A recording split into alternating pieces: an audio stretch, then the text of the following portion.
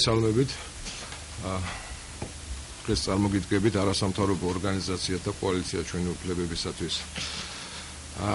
Ხელმძღვანელი პირები, 5 ორგანიზაცია არის ამ კოალიციაში გაერთიანებული უფლებადამცველი ორგანიზაციები.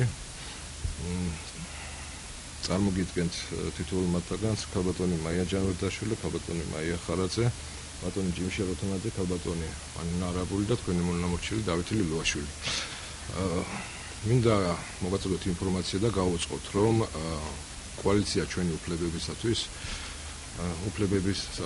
შემავალ ორგანიზაციებში ერთ-ერთი არის ორგანიზაცია საქართველოს დემოკრატიული პრინციპებისა და ადამიანის უფლებათა დაცვის კავშირი, რომელიც 2002 წლიდან ყოველთვის ახორციელებს მონიტორინგს ყველა დონის არჩევნებზე. წელსაც აღნიშნული ორგანიზაცია განახორციელებს საპრეზიდენტო არჩევნებზე 27 ოქტომბერს კენჭისყრის დღის პროცედურებზე საარჩევნო მონიტორინგს თბილისის მასშტაბით.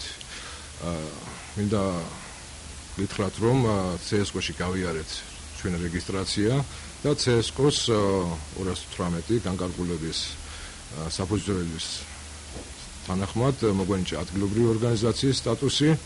როგორც მოგახსენებთ, თბილისის მასშტაბით განხორციელდება საარჩევნო მონიტორინგი, მინდა ერთ დეტალზე გავაკეთო ყურადღება, მეთოდიკა იქნება ესეთი, რომ სტაციონალური სახის ფორმის თუ შეიძლება ასე ითქვას, მონიტორინგი არ განხორციელდება, ანუ რაც გულისხმობ ამაში, თითოეულ საარჩევნო უბანზე არ იქნება თითო მონიტორი.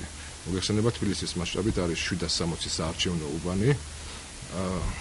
აქედან გამომდინარე, ჩვენ გვეყოლება დაახლოებით 100 მონიტორი, რომლებიც მოძრავი და ესე იგი ოპერატიული რეჟიმის ფორმატში განახორციელებენ საარჩევნო მონიტორინგს. არის ესეთი საარჩევნო უბნები, სადაც რომლებიც ერთ ობიექტში არის განთავსებული, ესენია სკოლები, ბაღები და ასე შემდეგ და ეს ერთი მონიტორი განახორციელებს დაახლოებით 6-7 საარჩევნო უბანზე მონიტორინგს.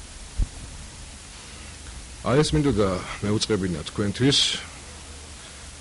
მომეწოდებინა ინფორმაცია, თუ როგორ ჩაივლის კენჭისყრის დღე, რა ხარვეზები და დარღვევები იქნება აღნიშნულთან დაკავშირებით, ჩვენ ყოველთვის მოგაწოდებთ ინფორმაციას, ამას ვაკეთებდით ადრეც და მასმედიის წარმომადგენლებთან ერთად უკვე ხელმძღვანელი პირებიც მივდიოდით იმ საარჩევნო უბნებზე, სადაც ხდებოდა ესე თუ ამა თუ იმ სახის დარღვევა, ვაფიქსირებდით აღნიშნულს, ესე იგი ვავსებდით შესაბამის განცხადება საჩივრის ოლქს და ვასაჩივრებდით და ვაპროტესტებდით იმ დარღვევებს, რაც ხდებოდა სხვადასხვა არჩევნების დროს. წელსაც 27 ოქტომბერს აღნიშნულს განვახორციელებთ და უკვე შემდეგ დაახლოებით ერთი კვირის თავზე არჩევნებიდან ერთი კვირის შემდეგ დავდებ ჩვენ შესაბამის დასკვნას, თუ როგორ ჩატარდა რა დარღვევებით ან რა ხარვეზებით ან ამ ყოველი ამის გარეშე არჩევნები. ესეთი ინფორმაცია მინდოდა მომეწოდებინათ, თუ გაქვთ კითხვები, დიდი სიამოვნებით გაგცემდით პასუხს.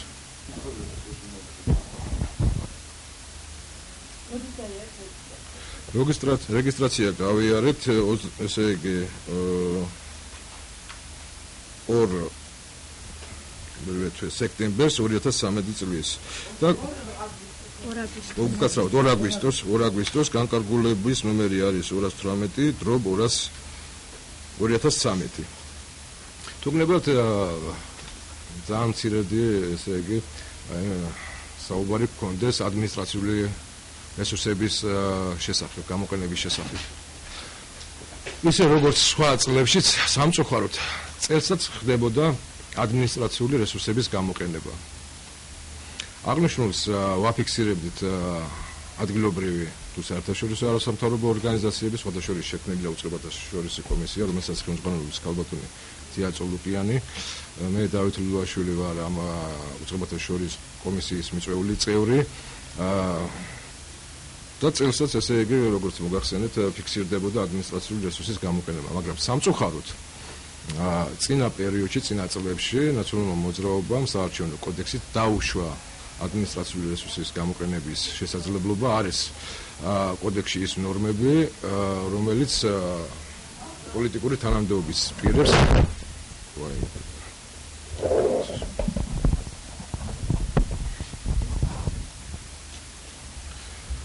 რომელიც არის ის ნორმები, რომელთაც ხდება ადმინისტრაციული რესურსის გამოყენება, პოლიტიკური თანამდებობის პირები იღებენ მონაწილეობას სახელმწიფო საპრეზიდენტო კანდიდატის წინასაარჩევნო კამპანიაში, მაგრამ ეს არის კოდექსით დაშვებული ნორმა, არის მცირე შეზღუდვები, მათ მხოლოდ ეკუთვნის.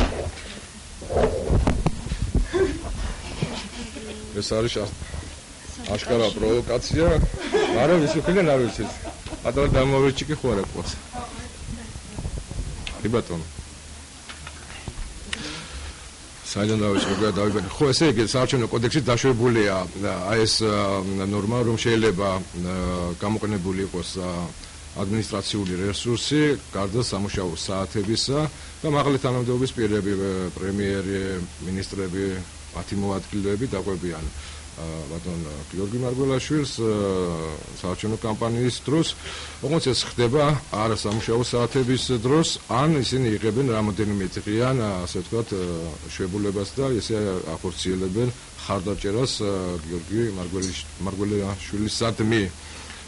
ადრე ეს დაუშვებელი იყო საარჩევნო კოდექსის შესაბამისად და თანახმად, ეხლა ეს დაშვებულია და ვთქვათ ესე, რომ ისინი მაინც ახორციელებენ საარჩევნო ადმინისტრაციული რესურსის გამოყენებას, მაგრამ კანონის შესაბამისად.